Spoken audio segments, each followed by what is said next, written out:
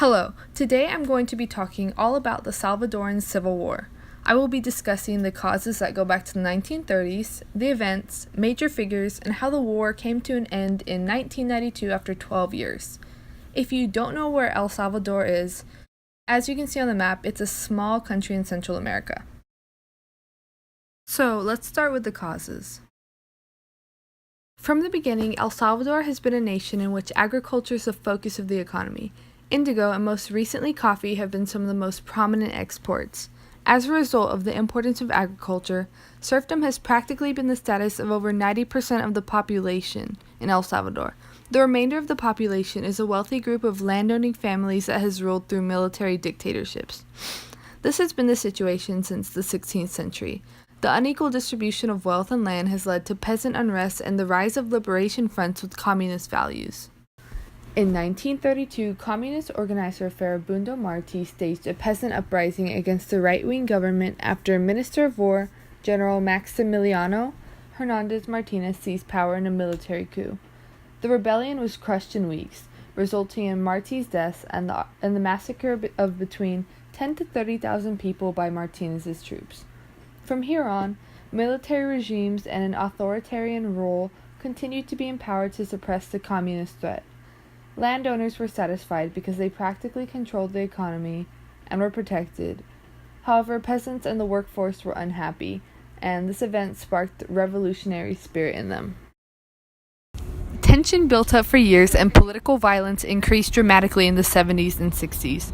Overpopulation, poverty, and social inequality also contributed to unrest. Several leftist revolutionary organizations formed between the time of the rebellion in 1932 and the Civil War.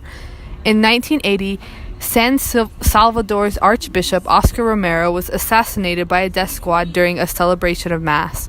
Romero was known for criticizing the Salvadoran government's human rights abuses and speaking out against injustices. This made him popular with leftist revolutionaries, but unpopular with the government. When 250,000 people mourned at his funeral, snipers opened fire at the crowd. Let's talk about the actual war. There was no real start date, but the Salvadoran Civil War began a few months following Romero's assassination in 1980. In September of 1980, from major leftist revolutionary organizations and guerrilla groups came the Farabundo Martí National Liberation Front, or FMLN, named after, you guessed it, Farabundo Martí. The FMLN wanted to get rid of the right-wing government, so by using guerrilla warfare, they engaged in violent battles with the Salvadoran army and the death squads. The Salvadoran army fought back brutally, committing massacres, demonstrations, murders, forced disappearances, torture, and burnings of various villages. The FMLN committed similar crimes but on a smaller scale.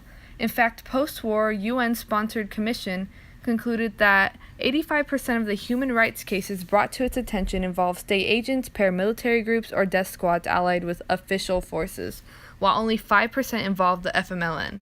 Beware, a graphic picture is about to pop up.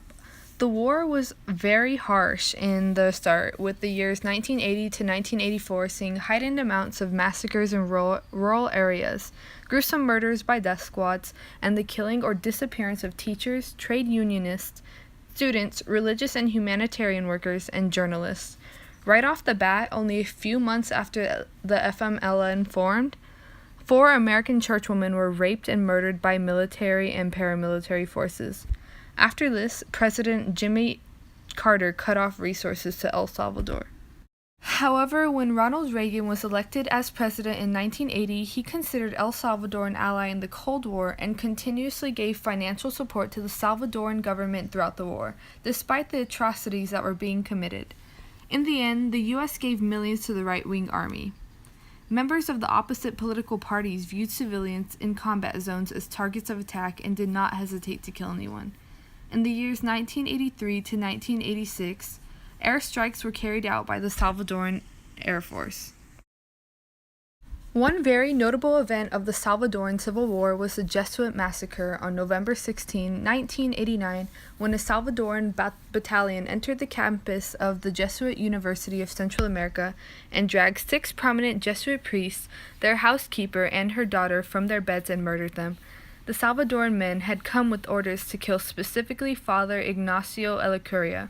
This event persuaded the U.S. Congress to create a special investigative task force in 1989 that would lead to a human rights case with broad international repercussions, as well as the first peace negotiations. So how did the war end and what were the consequences? UN-mediated peace negotiations to end the war had begun in the spring of 1990, but the war didn't officially come to an end until January 16, 1992 in Mexico City, when the two parties of the war signed the Chapultepec Peace Accords. The accords reduced the country's armed forces, dissolved and disarmed all guerrilla units, created a new civilian police force, the Policía Nacional Civil, and established a commission to investigate human rights abuses of the Salvadoran armed forces and the FMLN during the war. The Truth Commission had many recommendations that went unfulfilled, and the Salvadoran government continued to hunt down demobilized FMLN leaders. The FMLN became quite a prominent political party. In the end, 75,000 lives were lost while thousands more were left injured or homeless. Political unrest was stronger than ever, and the economy and infrastructure of El Salvador was greatly damaged. Most people are unaware that 80% of the government's troops and over 20% of the FMLNs were under the age of 18, so many young lives were lost. Rebuilding damaged cities and villages was difficult without a stable economy and a decreased workforce. The country faced even more setbacks when natural disasters like Hurricane Mitch struck. El Salvador continues to struggle to rebuild the economy, and political tension is still present, especially with the major gang problems of the 21st century.